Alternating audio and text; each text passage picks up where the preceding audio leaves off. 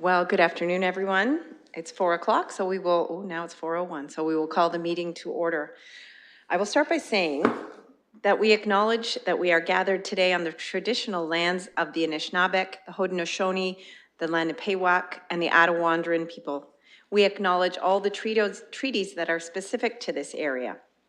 The two-row wampum belt treaty of the Haudenosaunee Confederacy, the Silver Covenant Chain, the beaver hunting grounds of the Haudenosaunee-Nanfan Treaty of 1701, the McKee Treaty of 1790, the London Township Treaty of 1796, the Huron Tract Treaty of 1827 with the Anishinaabeg, and the Dish with One Spoon Covenant Wampum of the Anishinaabeg and Haudenosaunee. This land continues to be home to diverse Indigenous peoples, First Nations, Métis, and Inuit, whom we recognize as contemporary stewards of the land and vital contributors to society. We hold all that is in the natural world in our highest esteem and give honor to the wonderment of all things within creation. We bring our minds together as one to share good words, thoughts, feelings, and sincerely send them out to each other and to all parts of creation. We are grateful for the natural gifts in our world, and we encourage everyone to be faithful to the natural laws of creation. The three Indigenous nations that are neighbors to London are the Chippewas of the Thames First Nation, Oneida Nation of the Thames, and the Munsee Delaware Nation, who all continue to live as sovereign nations with individual and unique languages, cultures, and customs. This land acknowledgement is a first step towards reconciliation. It is the work of all citizens to make steps towards decolonizing practices and to transform awareness into action. We encourage everyone to be informed about the traditional lands, treaties, history, and cultures of the Indigenous people local to their region. Miigwech, Yawango, Wanishi. Thank you. I will also say that the City of London is committed to making every effort to provide alternate formats and communication supports for council, standing, or advisory committee meetings and information upon request. To make a request for any city service, please contact accessibility@london.ca or 519-661-2489, extension 2425. To make a request specific to this meeting, please contact cpsc@london.ca. And now I will look to committee to see if there are any disclosures of pecuniary interest. I am seeing none. I have had a request to pull item 2.6 from the consent, and I'll go to you, Councillor Helmer. To declare a pecuniary interest on item 4.3, the short-term accommodations.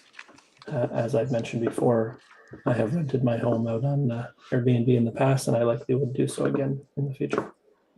Thank you, Councillor, and my apologies for moving so quickly through that. And again, I am pulling 2.6 from the consent list. Any other items to be pulled? Councillor Hamu, go ahead.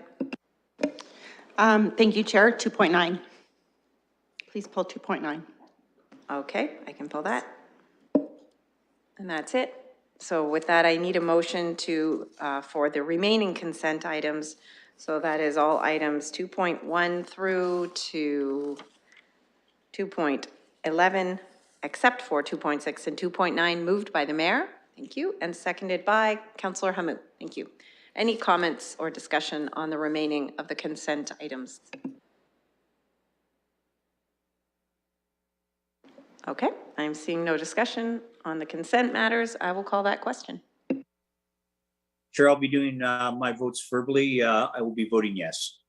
Thank you, Mr. Mayor. Councillor Helmer. I'm also voting yes.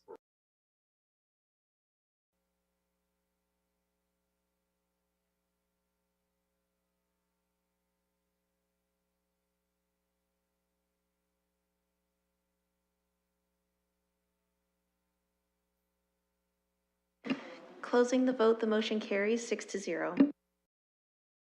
That takes us to item 2.6, the Recreation and Sport Summer Program Updates, and I'll go to Councillor Hillier. Thank you very much. Just a question to staff. It's regarding, originally this arena was planned for demolition in 2018, and then the pool, we got it working for 2021, and now it looks like the pool is not going to open for this year as well. So I'm assuming the pool and the arena will both be taken down if it can't be used again. What is the long-term plan for this site? Are we going to be rebuilding on the site or rebuilding in a new location, and when? I'll go to you, Ms. Smith. Thank you for the question, and through the chair. So you're correct. The arena has been closed for quite a while, and we've stretched the pool, I think, as far as we can. So as part of our commitment, we will be coming to council this fall with a community engagement strategy. We need to go out to the community, and especially the neighborhood in Glencairn, and talk to them about where we go next with respect to the pool. So due to COVID, this was delayed for the last couple of years. We intended to go out into 2019 to engage. So we will go out to the community, develop a plan, and we will come back to council this fall. And good question is, we're looking at potentially a spray pad, as we have money designated in the budget for this neighborhood. Will it be in that site or a different site? That is to be determined, and we'll come back to you with that. Thank you very much. Great, thank you. Any other questions or comments on this item? Seeing none, I need a mover and a seconder. Moved by Councillor Hillier, seconded by Councillor Hamou. And I'll call the question. Chair Stimmer, I'll vote yes. Thank you, Mr. Mayor. Councillor Hammer.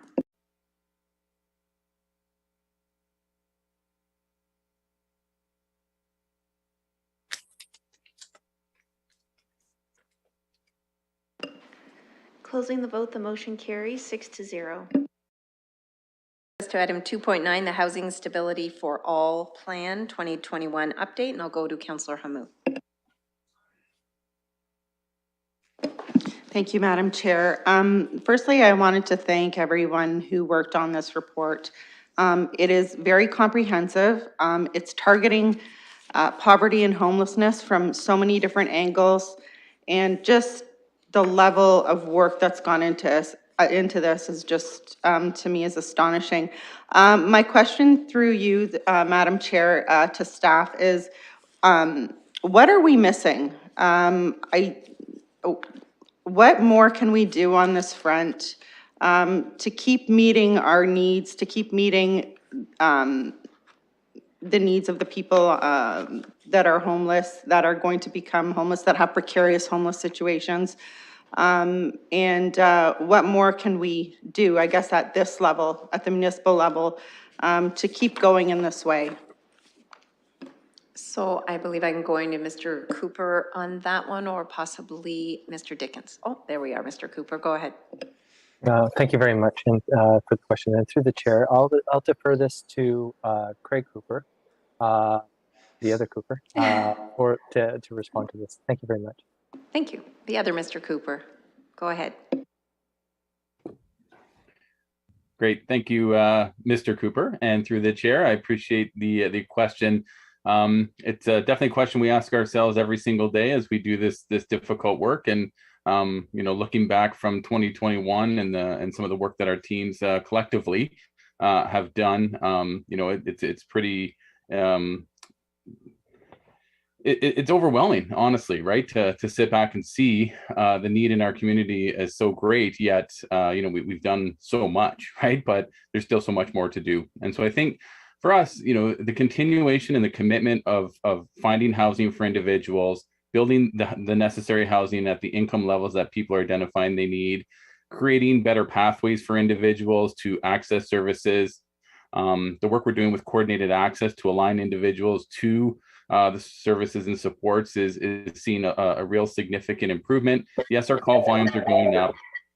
Yes, our the need in our community is going up, but we're seeing a better pathway for individuals that aren't sitting stagnant anymore. There's ways for people to resolve their own homelessness with very minor help, and there's also ways to resolve individuals' homelessness who need significant help.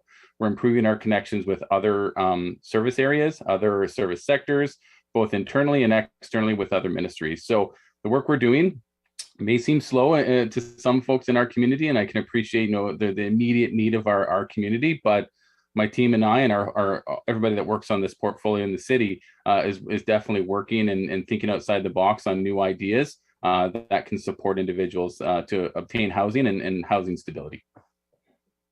Thank you, Mr. Cooper. Councillor Hamou?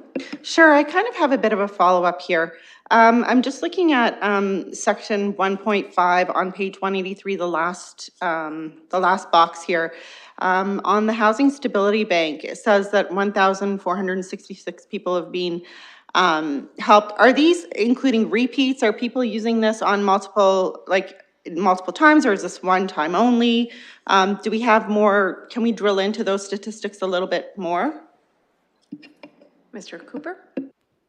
Again, through the chair, I'll defer this over to Craig Cooper, as he keeps that information more at hand than I do. So I'll defer it over to him. And thank you very much for the question.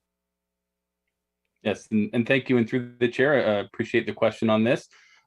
As council knows, we have undertaken some work to adjust the Housing Stability Bank for 2022 into 2023 and years beyond. This information is based on the loan bank, or the loan aspect of the Housing Stability Bank, which means that in all of these numbers, although individuals might be repeat, those numbers are unique individuals for the term of this report. So generally a loan is for a 3-year term, and then the individual, once they pay back 50% of their loan, the other 50% is forgiven. But for this, the numbers in this report, they are unique individuals that accessed the bank in 2021. However, they could have been repeat customers that might have paid, or repeat users that might have paid off a loan in the past. Just for note, in 2022, we are adding a grant-only portion to the Housing Stability Bank, and we're just currently working with the agency on the details of those grants. Councillor? No, thank you for that, Mr. Cooper. Anything we can do to bring those numbers up there, I think there's a lot of help in that area. So I thank you for all that work. Thank you, Councillor. Any other discussion on this item?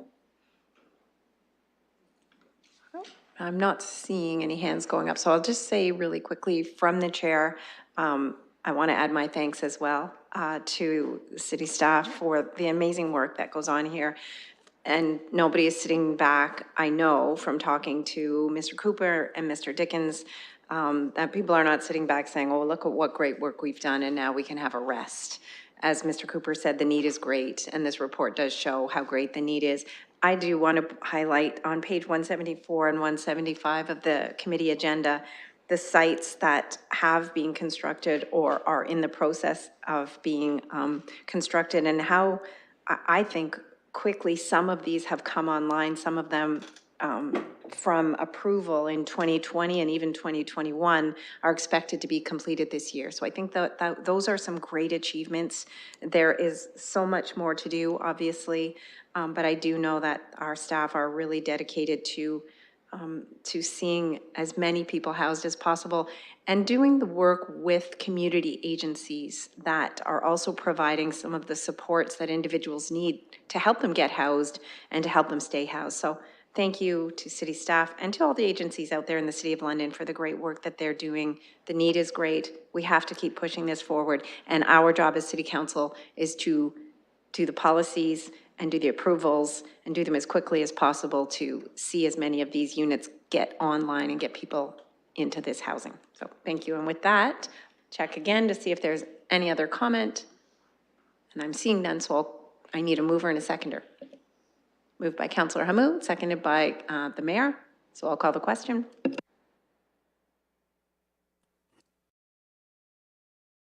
Thank you. Thank you, Jesse. You're voting yes? Also voting yes, yeah. And sorry, Councillor Helmer, I meant. Closing the vote, the motion carries 6-0. Those are our consent items. There are no scheduled items. We'll move to items for direction. Item 4.1 is on the well-being of waterfowl and a proposal to resolve the disservice of ducks. It's on page 207 of the committee agenda. So this is a submission that we received from a member of the public. I will check to city staff to see if they would like to comment at all on this item.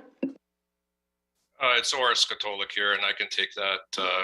Go ahead. Great, go ahead, Mr. Katolik. The Parks Department has a program of signage and regarding the feeding of wildlife, and these signs are put up where there's incidents of bulk feeding of wildlife, of geese and ducks. These signage are located in Springbank Park, other parks along the Thames Valley Parkway.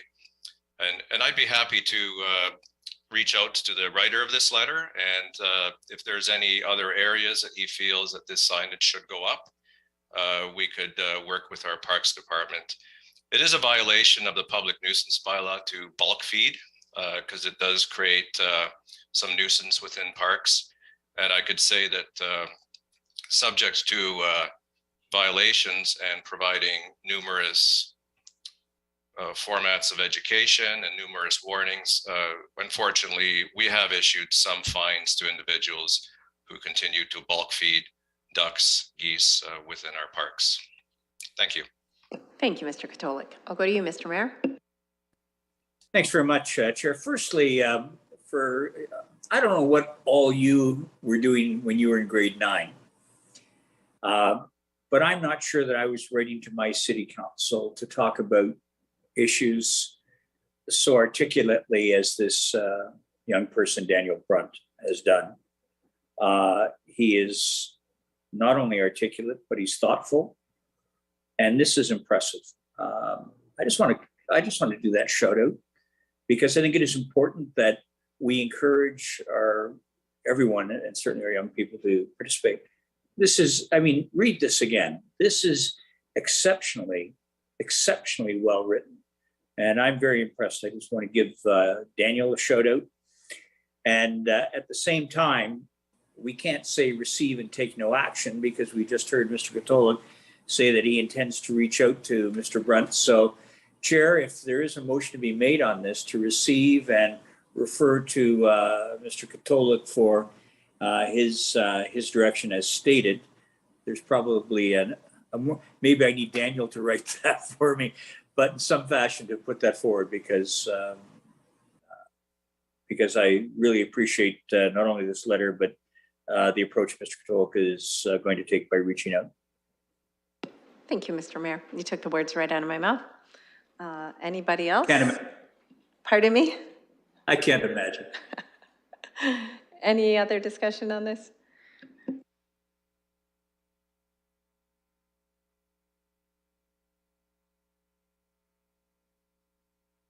So what we'll do is receive, and it being noted that Civic Administration will reach out to Daniel Brunt and engage with him on the matter.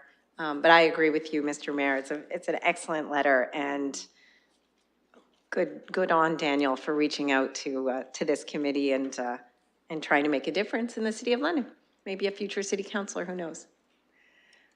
So it's been moved by the mayor. Do we have a second?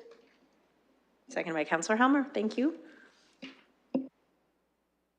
It's ready to go. So if you wanted to look at it, I'll call the question and it should be up on your screen. Chair, happy to vote yes. Thank you, Mr. Mayor. Okay.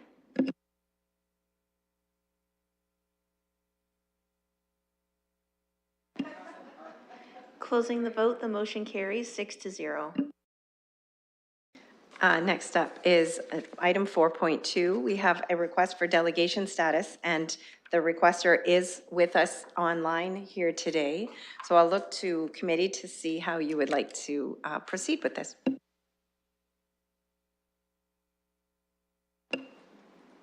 Mr. Mayor? Seems Councillor shy. I'm happy to move receiving the delegation. Thank you, Mr. Mayor. Do I have a second? Seconded by Councillor Helmer. Thank you. I'll call the vote. Again, Chair, I'll vote yes. Thank you. Thank you.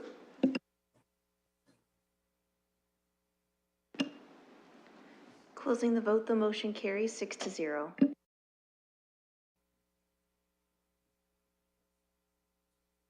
So welcome, Ms. Devine. You have requested the delegation status before this committee, and so you have 5 minutes to address the committee.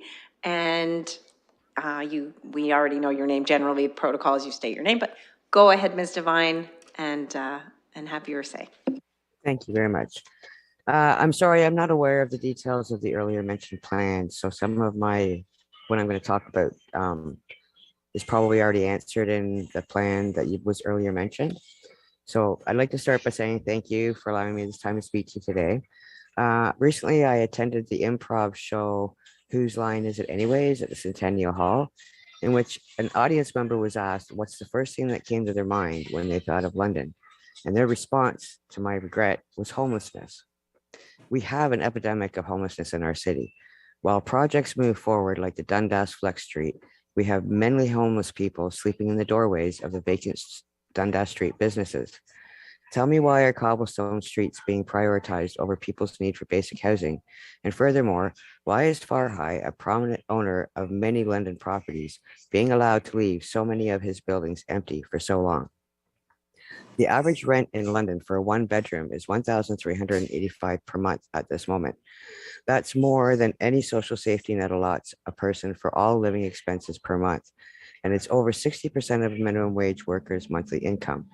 That is double what anyone should be spending on housing, demonstrating that a serious lack of housing is playing a huge role in worsening housing and homelessness issues in our community.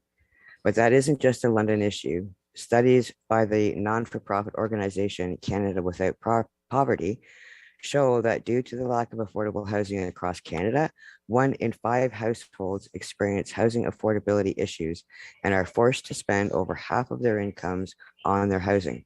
In London, adults under 30 are finding it hard to live independently on any level due to the lack of reasonably paid employment combined with the lack of affordable housing to purchase or rent. This is forcing young people who complete their educations here to move elsewhere to work and live, resulting in an overall loss for our economy. Regarding public housing in London, the average wait time currently without urgent medical status is a minimum of 7 to 10 years. And for someone to obtain this urgent status is no small feat in any way. I can say this from personal experience. The process involves multiple medical appointments and extensive personal time completing many forms. And once we do get that urgent status, we still have a list that's so long we're still left waiting up to 7 years before being housed. This is an unacceptable amount of time for someone with urgent needs to wait. What's more, some who have received urgent medical status in the past have been left waiting so long that they've actually passed away before getting the housing they needed so desperately. And what's worse, some programs funded to address homelessness aren't even available at the moment due to the lack of affordable housing. I know this from personal experience as I am bordering on homelessness myself, and I'm still looking at an extensive wait time despite being registered with London Homeless Prevention Services, Cooperative Housing Services, London Housing Access Centre, and holding urgent medical status. I understand council plans to build 3,000 affordable housing units over the next 5 years to address some of this problem, but that's at least 2,000 units short of the current homeless population in London, never mind those like myself who are impoverished and paying far too much for housing relative to their incomes.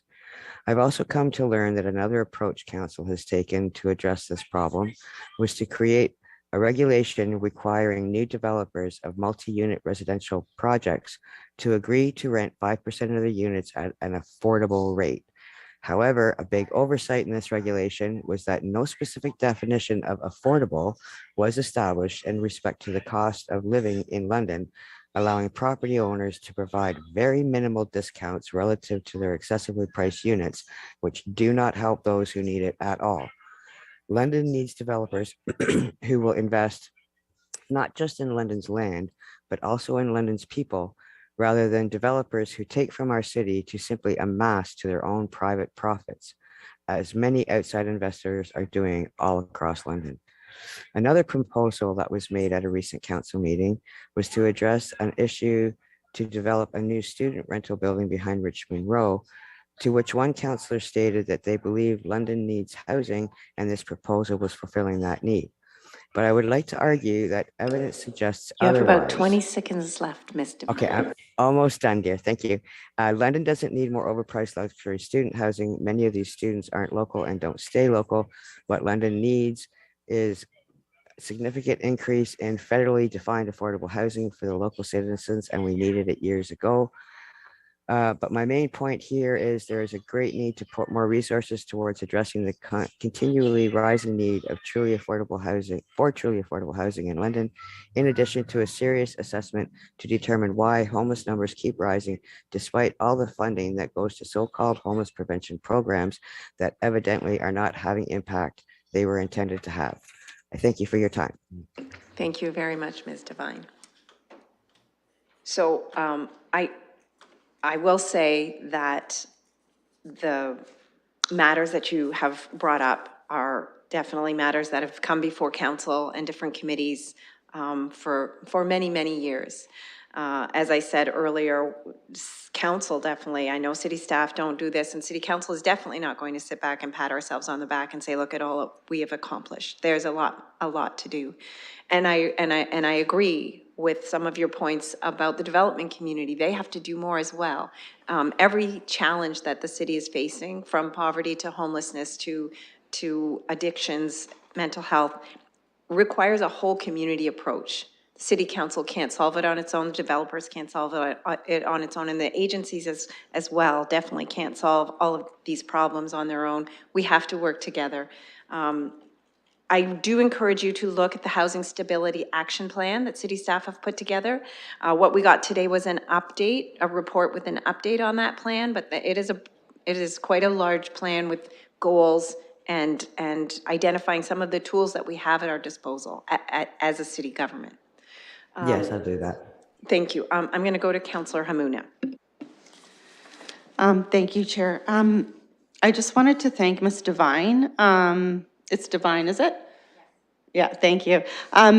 Because I don't hear the perspective from people that have had lived experience, and I really appreciate your voice. I really appreciate everything you said, and I took it to heart, and I thank you for coming today.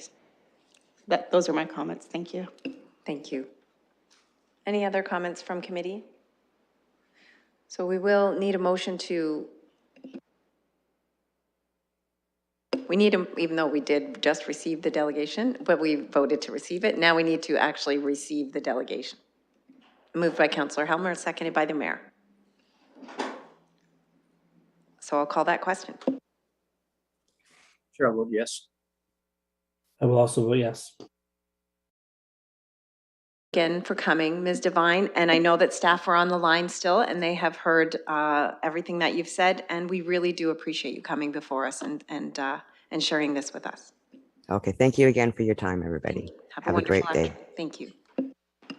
Closing the vote, the motion carries 6-0. Next up is 4.3. It is proposed amendments to a short-term accommodations bylaw. Is staff going to introduce this one for us, or are we just going to jump right in? Yes, through the chair, Ethan Lang from our municipal compliance policy area is with us tonight, and he will provide a short summary of the bylaw recommendations. Perfect. Thank you, Mr. Katolik. Go ahead, Mr. Lane. Thank you very much. Thanks for having me again to discuss the recommendations regarding the licensing of short-term accommodations. I just wanted to highlight the high-level changes to the bylaw that we're proposing since our last meeting, which was at the end of March 29th. Something that did not change is our recommendation regarding what we've previously called the principal residence clause. As outlined in the report and witnessed throughout the province and beyond, the most common thread in the regulation of short-term accommodations is the requirement for the rental to take place within the host's primary residence. This policy ensures people are renting out their own homes as short-term accommodations and not secondary or income properties. As supported by Municipal Housing Division, failure to enact this key pillar of the bylaw will continue to negatively impact local supply and affordability issues. This regulatory policy is happening in many centers, including those considered hot tourist destinations. We talked last time about some of those municipalities, including the town of Blue Mountains, Niagara Falls, Clearview, Toronto, Ottawa, and many, many others. That being said, we did make some changes to the recommendations. We wanted to open it up a little bit to allow one additional unit to be licensed on the same property. The reason we did this is it does not appear to pose too great of a risk to exacerbate nuisances. It does allow the owner to make additional income from their primary residence, which helps offset mortgage payments, etc.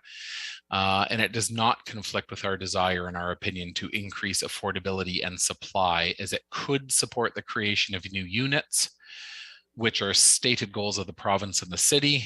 The hope there is that someone might create a new unit to use as a short-term accommodation and then transition that into a longer term.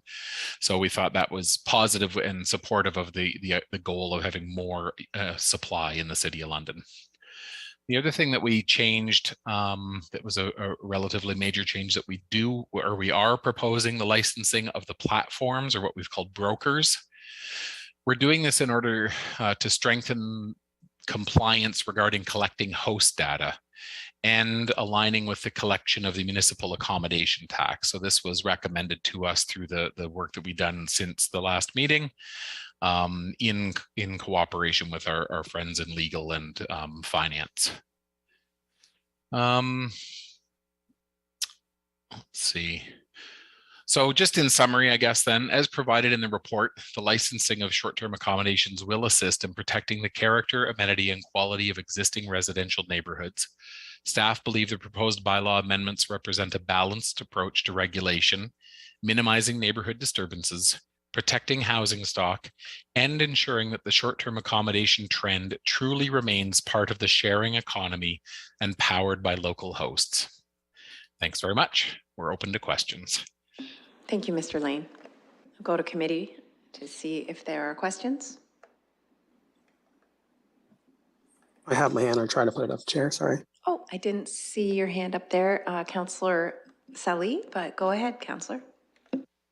Yeah, sorry. My apologies.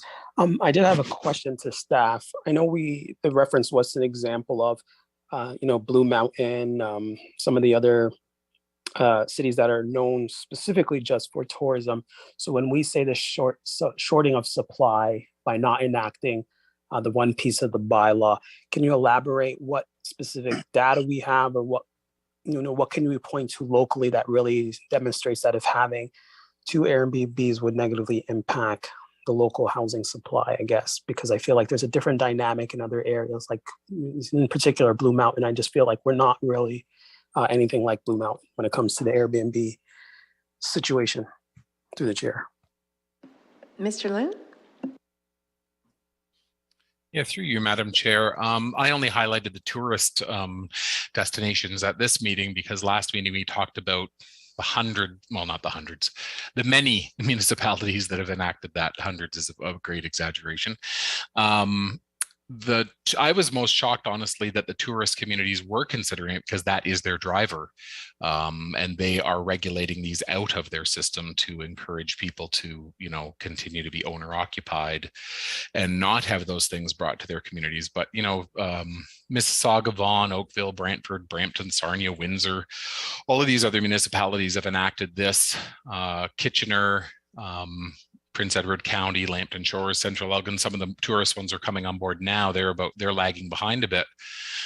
I don't think there's statistics that specifically say that if you had one income property, that it would disrupt the system. But the statistics throughout the province, throughout the country, throughout any of the research that we've done show that the problem of having non-owner occupied rentals is contributing to the affordability issue, is contributing to the supply issue, and it does contribute to the nuisance problems. Direct statistics I'd provided, I think at the last meeting, I don't have them right in front of me right now. I'll stop talking now and I can call them up, and if there's further questions, I'm happy to talk about it. Councillor Sally. Yeah, and to the chair, just as a follow-up question, can we paint a picture of how disruptive it could be in London potentially, or how disruptive it has been to the local market, or even or if you're able to talk about just province-wide? I know when we're talking about the Airbnb, I recognize the nuisance part. That part I understand. But I'm just trying to better wrap my head around just kind of, I think last time I looked ever at, what is it, like I can't remember how many Airbnbs are here locally as well right now online, but just kind of, how really much is that going to change things? Like, is it really just a drop in the bucket if Airbnbs were to disappear today? Does it really change the price of the increase of housing? I want to say no, but I mean, I'm not the expert here, so I guess I'll have that answered through the chair. Okay. Through the chair, I can take that question. Go ahead, Mr. Katolik. In the previous report, we indicated that there's approximately 650 short-term accommodations in London. 440 of those are entire homes and 210 are private rooms. Now, we don't know whether those 440 entire homes are owner occupied as principal residence or they are owned by corporations. So also Patrick Cooper's unit within municipal compliance, the housing division, did some background research, and they indicated as part of our initial report that Canadian research indicates profitability of short-term accommodations has caused commercial and individual landlords to leave the long-term rental market and switch over to short-term accommodations. And we heard this during the public participation meeting that we had in March of this year. And we also had an open house about 2 years ago now in January. And that open house was pretty well full of short-term accommodation hosts. And they were indicating that they are leaving the long-term rental market and moving to the short-term rental market specifically for profit. Thank you, Mr. Katolik. Councillor Sali, any follow-up? No, that's all. Thank you to staff for the responses. Thank you. I'm not seeing any other committee members with their hands in the air, so I'm going to go to you, Councillor Lewis. Thank you, Madam Chair. And as promised, when I saw you earlier today, I rushed home to make sure that I could join you for this meeting because this is a really important issue to me. And I want to thank the committee for giving me a chance to speak to this. And I think it's important to paint a little bit of a picture here. And Mr. Katolik referenced the 440 whole home rental spaces and short-term rental that are available in the city right now. When these short-term rentals first started to become a thing in the market, whether it's Airbnb or another platform, the platform is not so much the concern. This was intended to be part of the quote-unquote sharing economy. And it was a way for people to supplement their income a little bit by renting out their home while they weren't using it, or by renting out a room in their home short-term that they had extra space to do.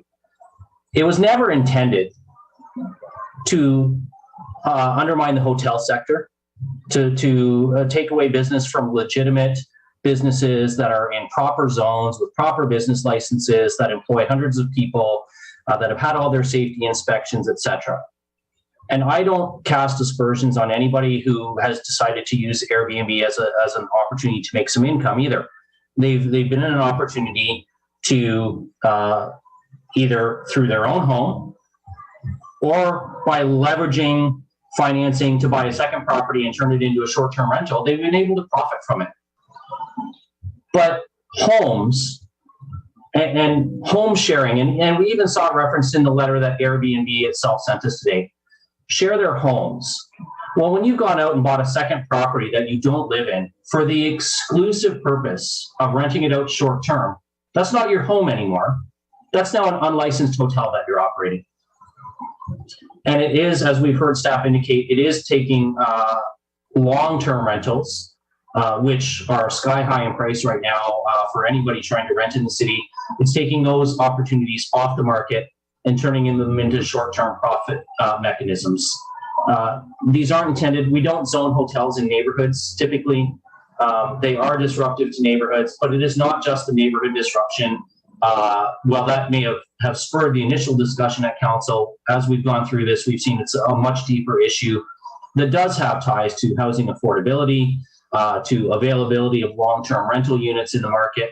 And I remember when we were talking about the Flex Street and some pop-up markets vendor stalls on Dundas Place, and Mayor Holder expressed some concern there about making sure that these were businesses with proper business licensing, playing by the rules that the brick and mortar storefronts had to play by as well. And I think the same thing applies here. If you want to be in the hotel business, the bed and breakfast business, by owning second and third and fourth properties to do that, then you need to play by the rules and go get a proper hotel license. If you want to have a second property for some rental income, you can do that in the long-term market. And if you decide you don't want to do that, you can turn that house back onto the market right now, I'm sure making a very tidy profit over the purchase price. So I think it's incumbent on us to enact this. I want to thank Mr. Lang and Mr. Katolik and his team for the work that's gone into this. I know this has been a long road. I think 2019 is when this actually started, at least in my term on council. I think Councillor Hopkins actually may have asked for a report and some monitoring on this back in 2016 in the previous council. So this has been a concern that's been growing for a while, and I think that we do need to address it. I think staff have brought forward a reasonable report here with fair recommendations. I was one of the people who said, should we look at allowing a certain number of commercial licenses for operators to apply for, like we do for taxis, or should we allow one extra property? But it's been cleared in the report that the staff has come back with today that operationally that's very difficult to do. It's not something that's feasible. And for the people who are saying, we're threatening their livelihoods by taking away their ability to rent a second, a third, a fourth home, by all means, rent it. Find a long-term tenant, take up a 12-month lease or a longer lease. I understand your concerns about finding good tenants. Do the screening work that goes into that. There are lots of people waiting for a place to call home here in London, not just a place to stay the weekend. So I do hope the colleagues will support the bylaw as presented by staff tonight. I understand why there's some angst over it by Airbnb operators. And I don't think that they've done anything disingenuous. I think that they have seen an opportunity and made the most of it. But what's happened is that has evolved beyond what Airbnbs were originally intended to do. And it's time now that we have to regulate it. Thank you, Councillor. I'll go to you, Mr. Mayor. Thanks very much, Chair. I'm looking at this, and I looked at the definition on page 212 of what we mean by short-term accommodation. And perhaps for the benefit of the public, as I know council committee has read this, means a temporary accommodation, and all in part that's intended to be provided for 29 consecutive days or less. And they're not talking about hotels or motels. So it's very specifically the additional income. I'd like to say that people in this business, I think, are honorable people. I think as well, people worked on the assumption that in the absence of any formal rules-based system, that purchasing additional homes to do this was within the law, and it has been. But the question that comes to my mind, the challenge I've got is we've all been through COVID over this last 2+ years. We know the state of our hotel industry, struggling desperately. And what we effectively have here for individuals is that they compete quite directly with our hotels. And what we're saying here through the staff recommendation is that we license them appropriately. And if somebody wants or has an additional home, then it has to be beyond the short-term accommodation time frame. In other words, it's not a weekend place if it's not your principal home. That feels reasonable to me. Through you, Chair, I have a question for staff. It's on page 210, item 9, when it said that STAs, short-term accommodation owners, will be required to collect and remit the MAT, the municipal accommodation tax. How cumbersome will that be, appreciating that we have by Mr. Pollock's stats, 440 entire homes, 210 rooms that currently in London, at our best guess, provide STAs, short-term accommodation. How onerous will that be to collect the fee, and how challenging will it be to enforce? Through the chair, I can respond by stating that our city treasurer will be preparing a report for the next cycle, and it'll address the collection process of MAT, as well as any assistance that the Ontario Restaurant, Hotel and Motel Association and their role in collecting MAT, because currently my understanding is that they are very much involved in collecting MAT for their association, and we're looking at whether there's any best practices that could be rolled into collecting MAT for short-term accommodations. A comment, if I can. Thank you, Mr. Katolik, and through you, Chair, if I might. Yep. One of the arguments I've heard is that short-term accommodation helps support the homelessness issue, and I want to take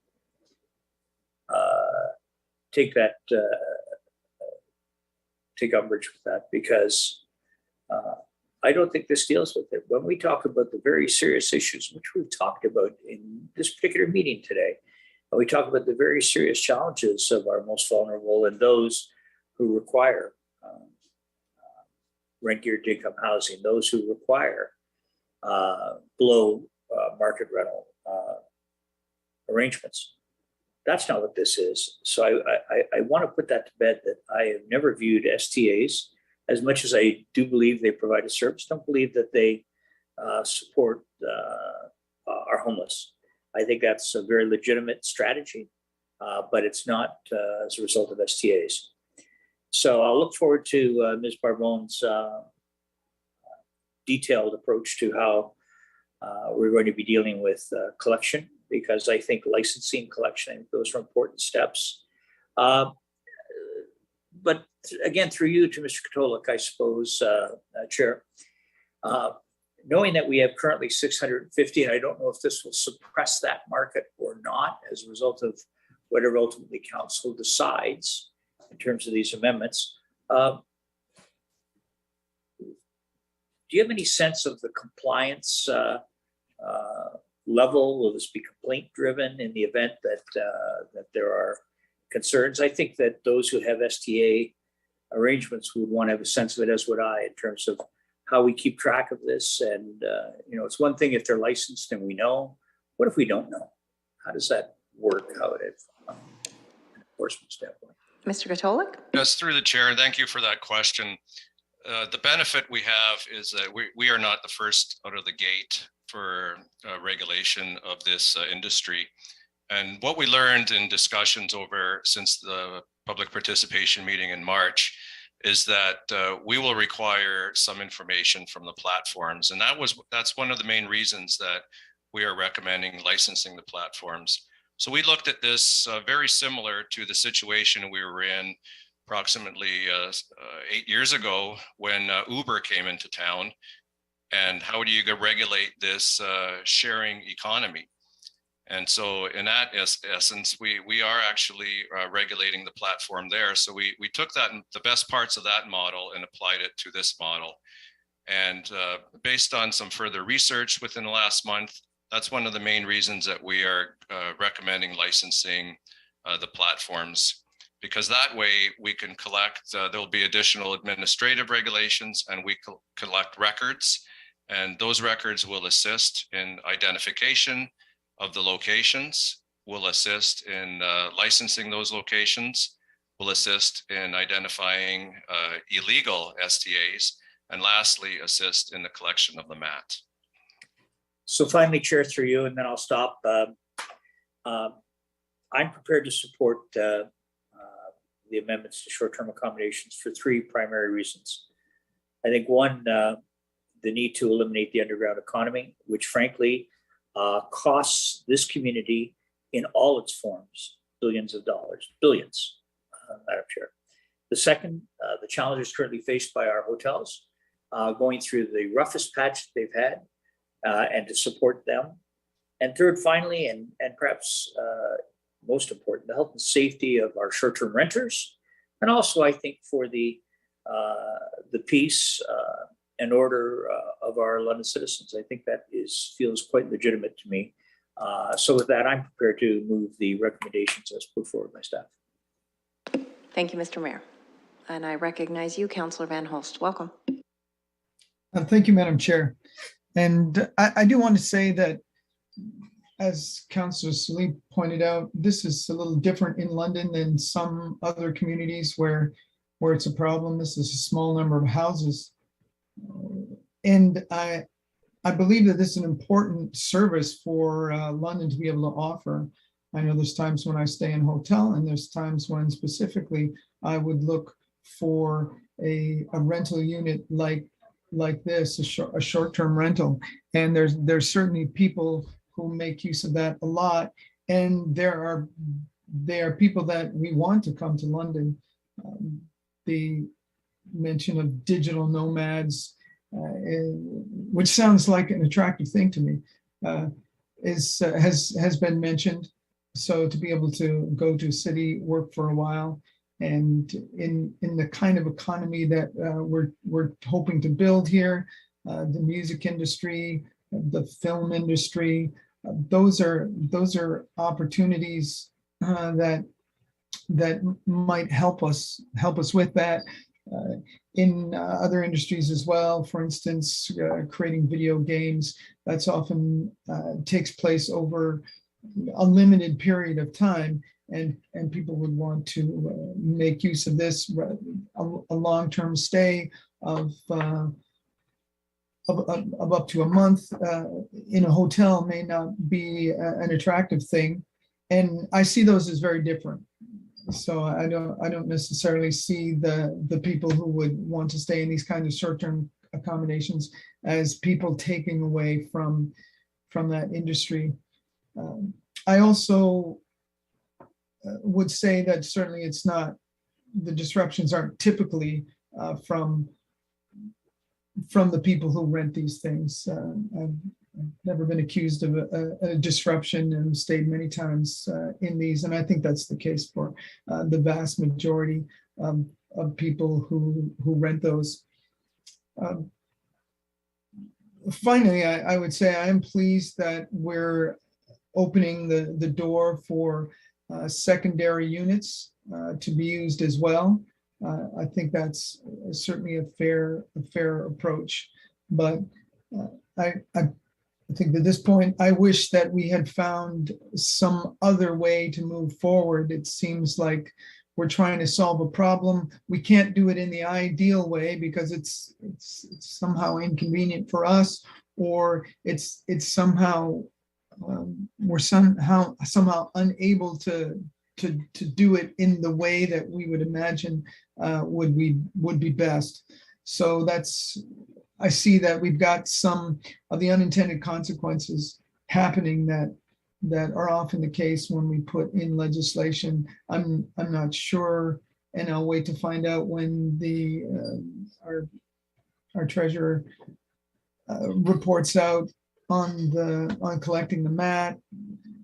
I'd be interested to see if that's going to be worth the trouble, because there's going to be certainly an expense to do that. So we're having to put resources into that as well. So I hope this turns out to be worthwhile, but I do have my questions about it. Thank you. Thank you, Councillor. I'm going to go to Councillor Hamoud next, and then Councillor Hopkins. Thank you, Chair. I just wanted to thank staff for the recommendations, and I too am going to be supporting this. I wanted to push back a little bit about what Councillor Van Holst had said, that these are not a problem. In my neighborhood, in Old North, around the university, short-term accommodations are really problematic for the neighbors. We've had parties go on for not just one night to 2 nights, all weekend, with people coming in and out inebriated, passing out on front porches and lawns, and throwing up places, and it's not good for the city. Secondly, there's the people that own these homes. It's not just one person that owns the homes. It's many different people, and it's a group of people, and they don't even live in London. So there's nowhere neighbors can actually call to complain about these violations. So it's been problematic in my neighborhood, and I'm definitely not going to be voting for keeping short-term accommodations in London, other than the fact that it can be on site with the permit, with the resident that lives there. So again, I wanted to thank staff for this, and I am going to be supporting. Thank you. Thank you, Councillor. Now I'll go to you, Councillor Hopkins. Thank you, Madam Chair, for recognizing me, and I will be very quick with my comments. I just want to thank staff for the short-term accommodations, the proposed amendments, and in particular the brokers to be licensed, looking at accommodation tax, and obviously allowing the additional unit on the same property.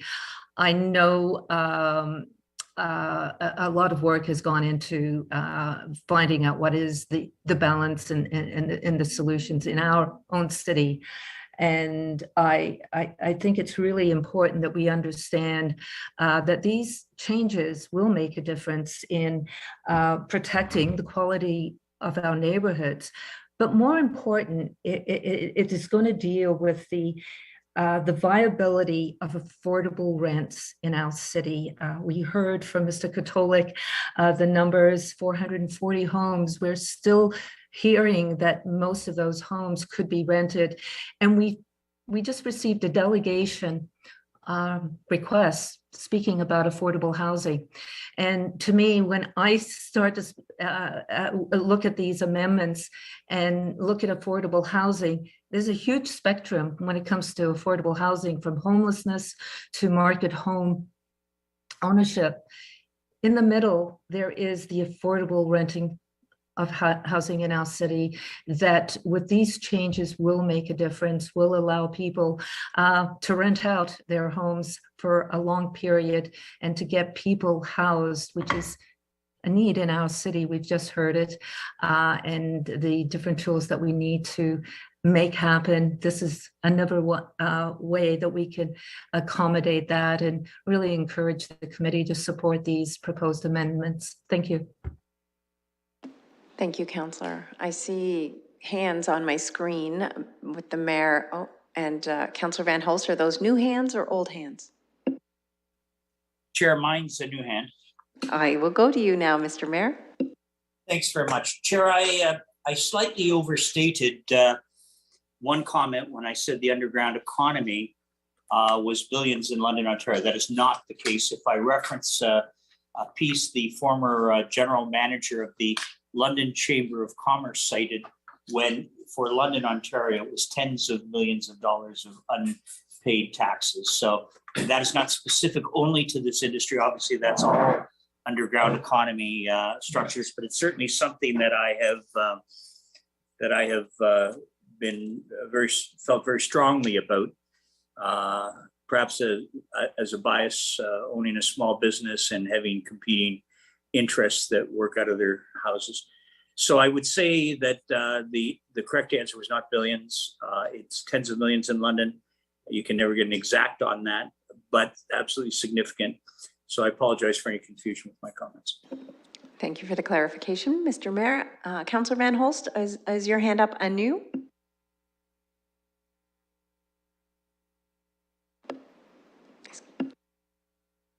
If you're speaking, Councillor Van Hulst, you might be muted. You are muted, so if you are speaking, but I'm just going to move on then, since he's not responding. Are there any other comments for this item? I'll just make some brief comments from the chair with the committee's indulgence. Thank you. So I was on the last term of council. I know Councillor Hopkins and I both had constituents come forward with their concerns about these kinds of party houses that were starting to pop up in neighborhoods. And I know that we have the ability through our nuisance bylaw to address a lot of those concerns that have come forward because of these party houses. So the sharing or short-term accommodations through the sharing economy, it's no longer about the nuisance thing with me and with my constituents, although I do know that there is one particular address where problems continued to occur all through last summer.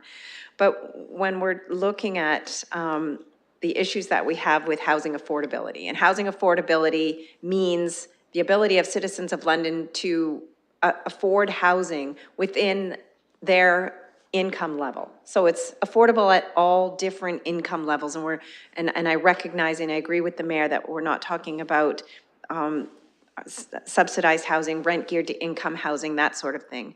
But we recognize additional units in people's homes or housing that has been converted to multi-unit residences on one property. Those are the kinds of rental units that tend to be more affordable for working people in London, graduate students in London, students themselves. And so that it's a level of affordability that is necessary in London. We hear from our constituents I know whose children are still living in their basements. People are ready to move out of their parents' homes. People are ready to move to a new stage in life, and they are having a really difficult time finding housing in London. So this is about people at all income levels being able to find those accommodations in London. And I remember as well hearing from the Airbnb hosts, and many of them said that they had converted their long-term rental into a short-term rental. So we know specifically that there are units in London that used to be long-term rentals, and they are no longer there for the people who need them on a long-term basis. I recognize and I sympathize and I empathize with the hosts who have invested and made this a business for themselves. They have done nothing wrong.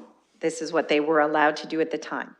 I know how good Airbnb hosts were during the pandemic, renting out their spaces either at very low rents or at no rents for healthcare workers when they were working in COVID wards and they were treating COVID patients and they didn't want to go home and risk their families. In a different city, I in fact have a nephew who was working in COVID as a nurse, and he stayed in an Airbnb property for a few months so that he didn't have to go home where he was still living with his parents. And my sister had breast cancer at the time. So there are all sorts of stories like that where Airbnb hosts during the height of the pandemic did step up and did some good things for their communities across the country, really. And so I just say those things so that the hosts that are out there, I know it's not going to ease the pain for them, but council did give this a lot of thought, and I very personally thought about all of these things and the struggles there.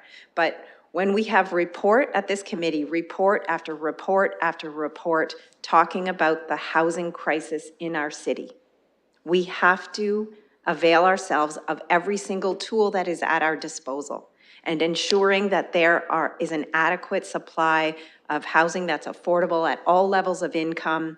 We have to use those tools when they are available to us. So I will support this motion that's been moved by the mayor, and I will look for a seconder, and it's seconded by Councillor Hamou. Thank you very much. I'll ask again if there is any other comment or discussion on this item. And I will call the vote. Chair, I will vote yes.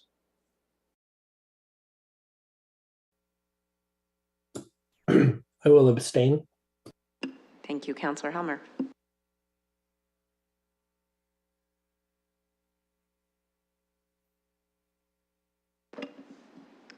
Closing the vote, the motion carries 5-0 with 1 abstain. That takes us to 4.4. It is a submission from Deputy Mayor Morgan, I believe also Deputy Mayor Morgan, Councillor Pelosa, and Councillor Hamou. So I'll go to you first, Deputy Mayor, since you're on my agenda here. Sure, and I know my colleagues in the letter will want to speak to. So I first want to say thanks to Trevor Fowler, who's our Director of Childcare and Early Years. for his support in talking a lot about this issue before we drafted the letter. Certainly his thoughts and input was very valuable in the discussion, and knowing that we're moving towards producing a report on how the city will approach the early learning and childcare agreement between the federal government and the province of Ontario. This request would be timely because it certainly could fit into that report back with some information from our staff about what the city could do to support the creation of more licensed childcare spaces. Our concern is that there will be certainly more demand for affordable childcare in the city than there will be spaces initially. And that is why the province and the federal government are committed to trying to produce as many spaces as possible. We also think that there's a potential equity issue here in that those who have spaces can afford them, and those spaces are getting cheaper. And as they get cheaper, more people can afford them and have opportunities. But I don't think people are going to give up their spaces. So it is the creation of new spaces that will create new opportunities for those who start to get to a level where they can afford to put their kids into childcare and go and participate in work or the other things that they want to participate in. So what could the city do? Well, as you colleagues know, we already play a role in the provision of childcare services. There's a desire by the federal and provincial governments to create more spaces. One of the quickest ways to create more spaces is through the conversion of unlicensed spaces to licensed spaces. Not every unlicensed childcare provider may want to convert, but there may be those who do. And I think the city could play a role through information provision, education, or other possible supports in speeding that process along and assisting those who'd like to do that. So all we are asking today is that our staff report back with some options on how the city could play a role in increasing the number of accessible licensed childcare spaces as part of the implementation of that Canada-wide early learning and childcare agreement, and report back to the appropriate standing committee with some options for council to consider. It may be that there's not much we can do, but it certainly, I think, the situation is such that we should see what we could do. So I'll open it up to my other colleagues who wrote the letter to see what they'd like to add. Thank you. Thank you, Deputy Mayor. I'll go to you, Councillor Hamou, and then to Councillor Pelosa.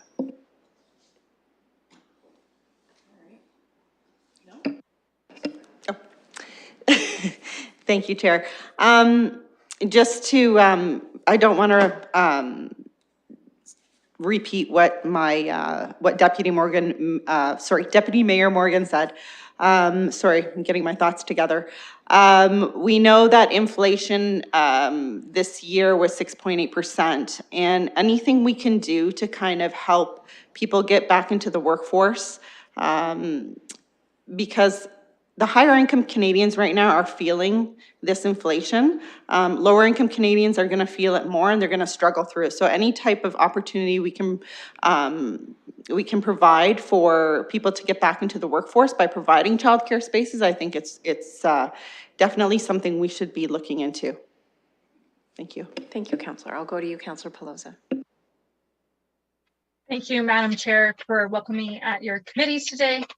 And just trying not to repeat questions, respecting everyone's time. But in 2019, we had the London Middlesex Child Care and Earlier Service System Plan. And in 2019, it was very clear that at the time, historically, 1 in 5 children in London were living in poverty.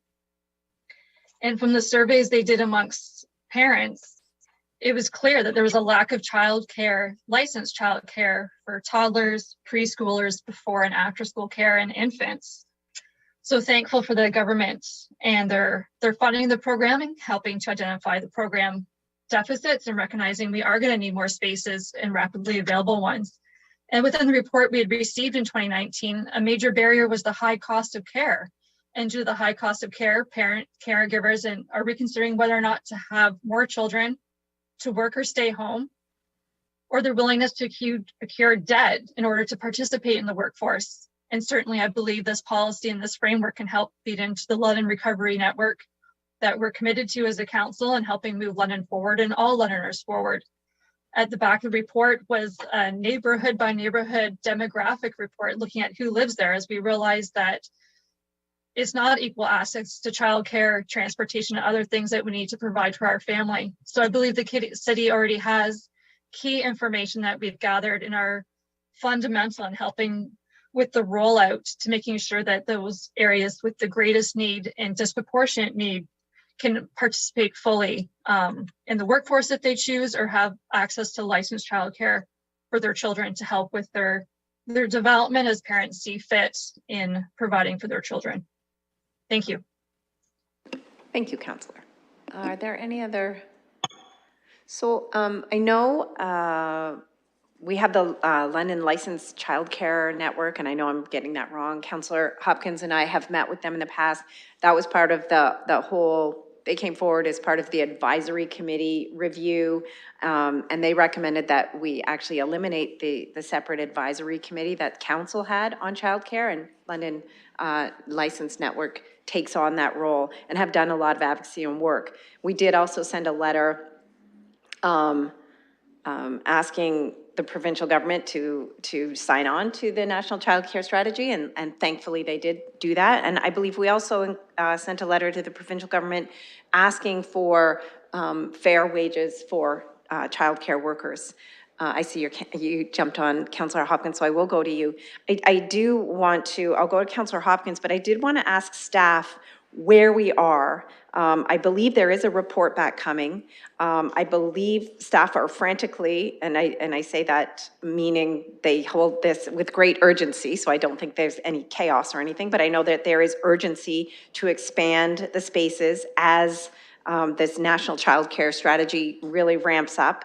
So I do want to ask staff what's going on, how this proposed motion fits into what staff is working on. But I'll go to you first, Councillor Hopkins, if you want. Thank you, Madam Chair. Your questions are very much in line with my questions. And before we go to staff, I do want to thank Deputy Mayor Morgan and the councillors for bringing the conversation to committee as we have now come into an agreement with the federal and provincial government on how we can address the need for spaces, childcare spaces in our city.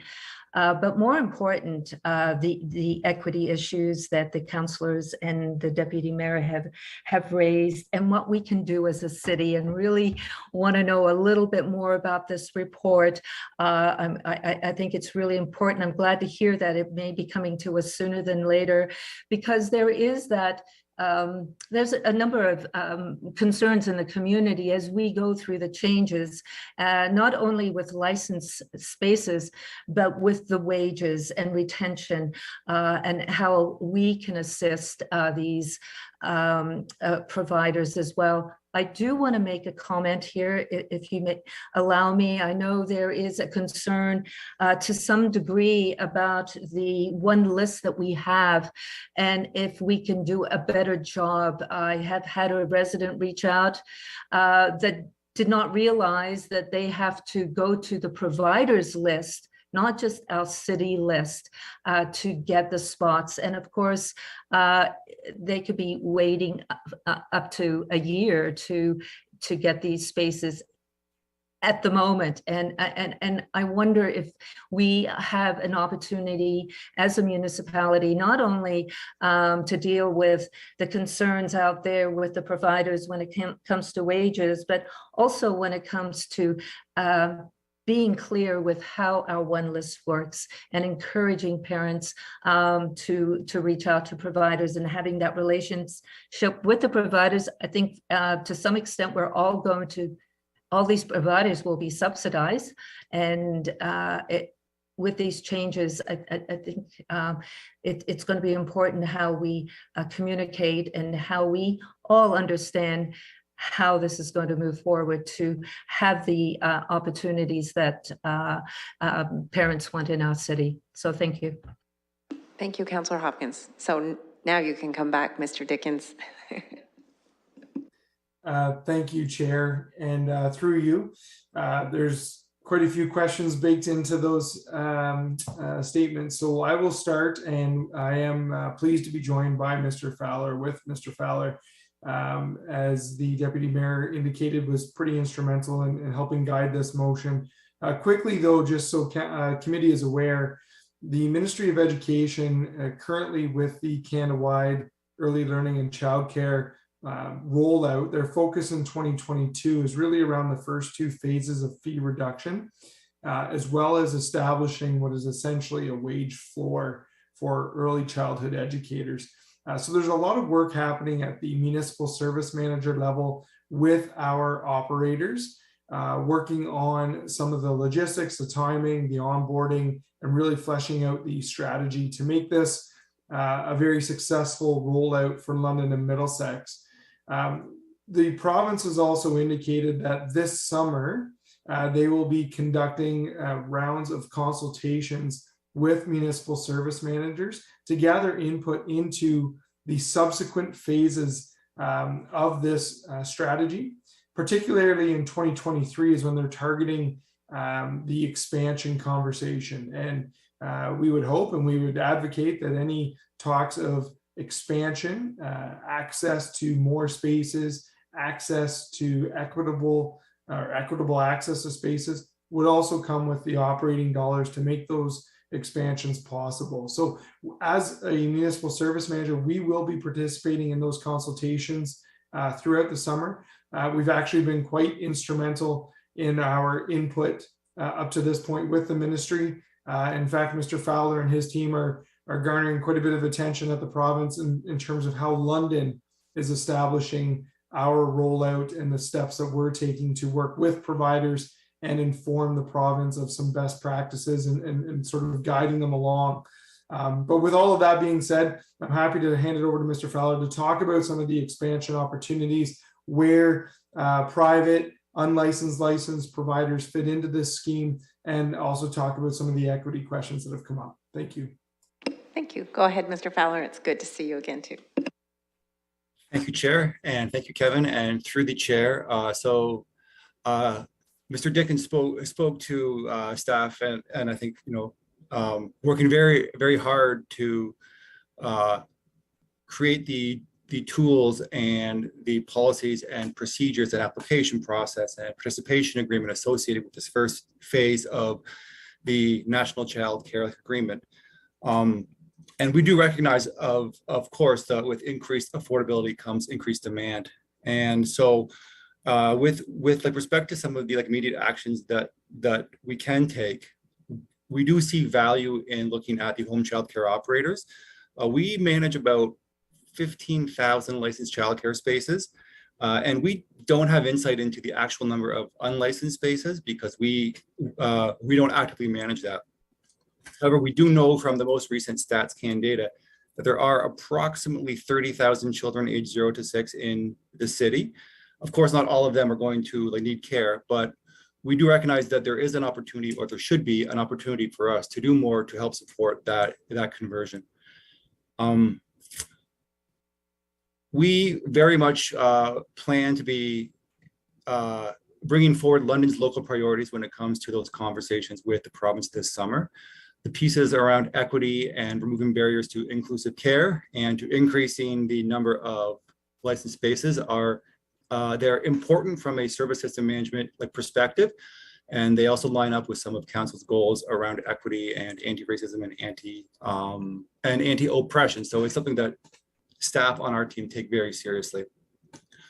With respect to the one list piece, thank you for that. It's feedback we've heard periodically over the years. What the one list is it acts as more of a centralized registry for the availability of childcare and the various operators, and it's a point of connection where families can then go reach out and connect with those operators where they're interested in receiving service. It doesn't function by itself as a prioritized wait list. And so we have heard that feedback recently, and we've already done some updated messaging to go on to the website very soon, and we're talking about what more we can do. Thank you, Mr. Fowler. Any update or any follow-up questions, Councillor Hopkins? No, that information is very much appreciated, and thank you for all the great work that's going on. Excellent. Any follow-up from or updated questions, concerns, comments? No? So just to Mr. Dickens or Mr. Fowler, the motion that's before us, I didn't see the difference in the added agenda motion versus the original motion. I didn't even notice the typo, so there you go. Oh, so I just wanted to ask Mr. Dickens about how this fits in with what staff are already doing, and this motion, is it direct enough? Is it clear enough? Is there anything that needs to be adjusted to that? Or go ahead. If I can respond through the chair, I think that this motion works well. We would anticipate bringing back short-term actions or like near-term actions with the implementation details, which we will be presenting to council this summer at a future CAPS meeting. We're targeting July 26 CAPS. And I would propose that with the forthcoming summer consultations and the further rollout of the subsequent phases of the CWELC in 2023, that we come back with some of those like longer term implementation strategies once the consultations on inclusive childcare and space expansion are complete. Wonderful, thank you. Deputy Mayor, did you want to follow up? Just to your point about why there were two letters, through an error in submission, the one with typos was submitted first, the one with cleaned up was submitted second. So our apologies for that. So I'm obviously not very thorough in my reading because I didn't notice the typos.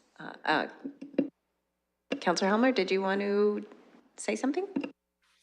Yeah, thank you to the councillors for bringing this forward. I'm happy to support the motion. I think it's a good idea to get a report back on this issue. It's one of the reasons why, even though the capital expansion was delayed, I didn't support cutting the childcare budget at the city side of the childcare budget.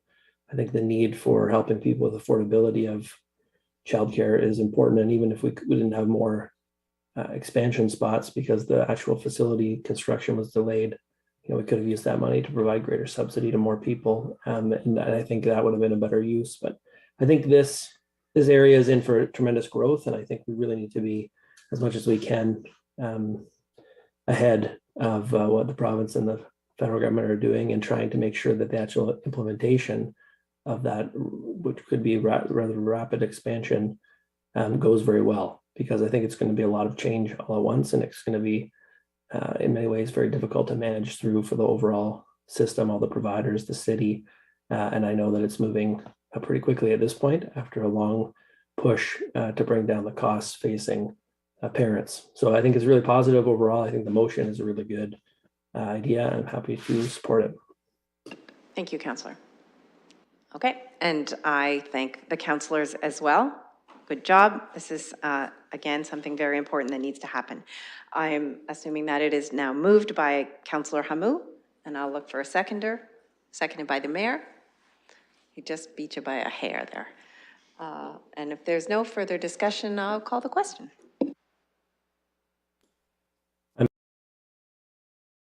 Councillor Helmer, second that. Regardless, I'm prepared to support. Thank you.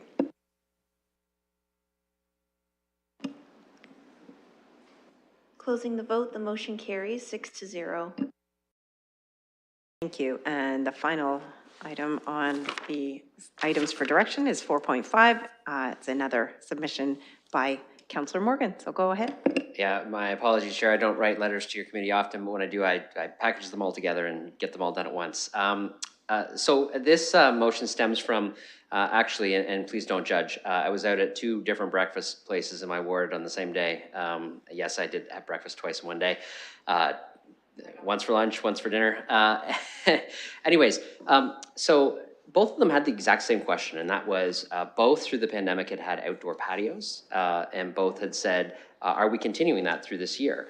And the second question was, and is council looking into whether or not some of these temporary provisions would be made permanent or not? And I said, well, I certainly can investigate that. And so through a discussion with Mr. Mathers, I did find out that we are continuing with the pandemic-related outdoor patio relaxed rules until mid-January 2023. And in my discussion with him, it seemed like there was a good opportunity for staff to take a look at and say, as we go through this period, why don't we look at what makes sense to potentially continue permanently and what doesn't? I'm not prejudging that at this time. I certainly think there are questions about ensuring that there are accessible spaces available for the types of situations where we're taking up a couple of parking spaces for outdoor patios. I think people have quite enjoyed the option for outdoor spaces, although there are many people comfortable with masks on or masks off. There are still lots of people who are interested in those outdoor options, and I think it's good that our staff are continuing that. But there is also an opportunity here to determine whether or not this and other items might be something we continue. So what I'm asking is that staff use this opportunity to do a review and come back with options for us to consider where it makes sense. And there may be things that make sense, there may be things that don't, but I think the pandemic has provided us with an opportunity to try some things new and different, and we should look to see what we might continue. I note in the letter too that there is a previous direction from council related to outdoor patio capacity. I'm looking at more our business bylaw regulations that we've been flexible on, and whether we want to make some of those permanent. So these could certainly be rolled back together to the appropriate standing committee, but I would hope that committee could support the direction for staff to look into this. So appreciate you letting me present that, and I hope there's a mover on the committee. Thank you. I was always told never go to committee without at least a seconder. So I'll go to Mr. Katolik to see if you wanted to comment on this. Yes, through the chair. As was mentioned, we already have a direction from council to look at the zoning of temporary patios, and we would be pleased to take a more comprehensive review of patios, and we could do so and report back to this committee in the July or August cycle. Thank you so much, Mr. Katolik. Any comments, questions, moving, seconding? Moved by Councillor Hamou, seconded by Councillor Hillier. Any discussion? No, I think it's pretty straightforward. Thank you again, Deputy Mayor, for bringing that forward. And I will call the vote on that then. Always happy to support. Chairman. I vote in favor.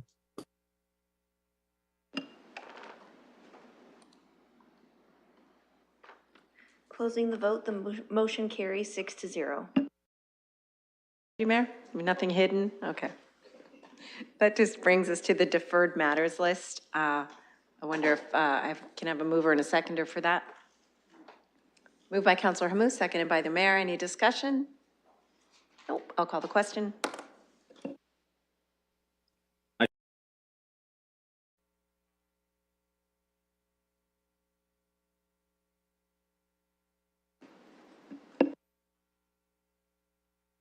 I'm in favor as well. Thanks, Councillor. Closing the vote, the motion carries 6-0. There is nothing further on our agenda, so I will just look for a motion to adjourn. Moved by Councillor Hillier and seconded by Councillor Hamou. We can do a hand vote on that. All those in favor? I see Councillor Salih's hand is up as well, and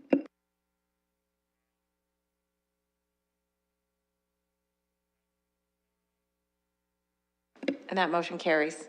We are adjourned. Thanks, everyone.